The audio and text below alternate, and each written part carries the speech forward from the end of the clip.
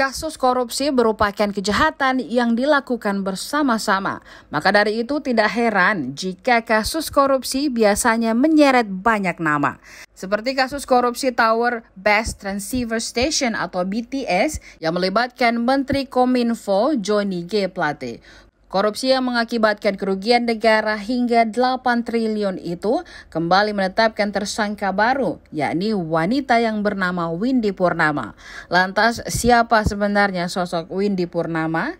Windy disebut-sebut sebagai orang dekat dari Komisaris PT Solitech Media Sinergi, Irwan Hermawan alias IHA.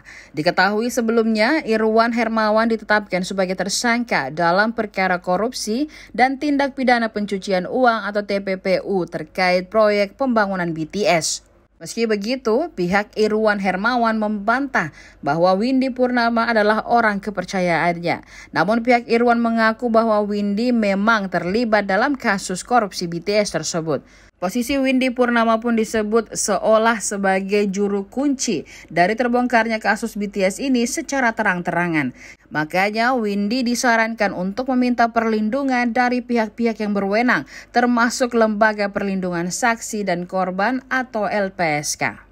Sebagai informasi, dalam perkara ini, Windy Purnama dijerat dengan pasal pencucian uang sehingga praktis membuatnya menjadi tersangka keempat TPPU yang berasal dari perkara pokok korupsi Tower BTS pada bakti Kominfo.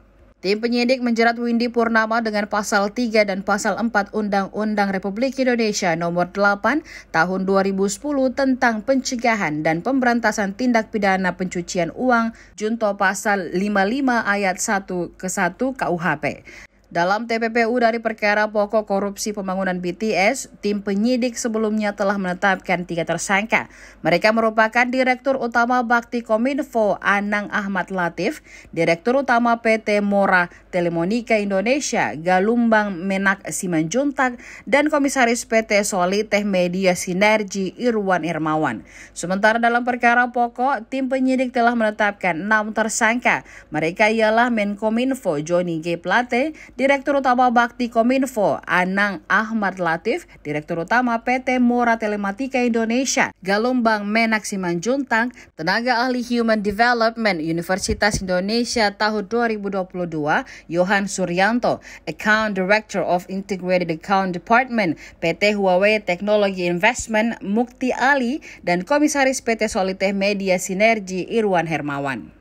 Dalam perkara ini, tim penyidik menduga ada pemufakatan jahat yang dilakukan para tersangka. Sebab itu, para tersangka dalam perkara pokok dijerat pasal 2 ayat 1, pasal 3 junto pasal 18 Undang-Undang Republik Indonesia Nomor 31 Tahun 1999, junto Undang-Undang RI Nomor 20 Tahun 2001 tentang pemberantasan tindak pidana korupsi junto pasal 55 ayat 1 KUHP.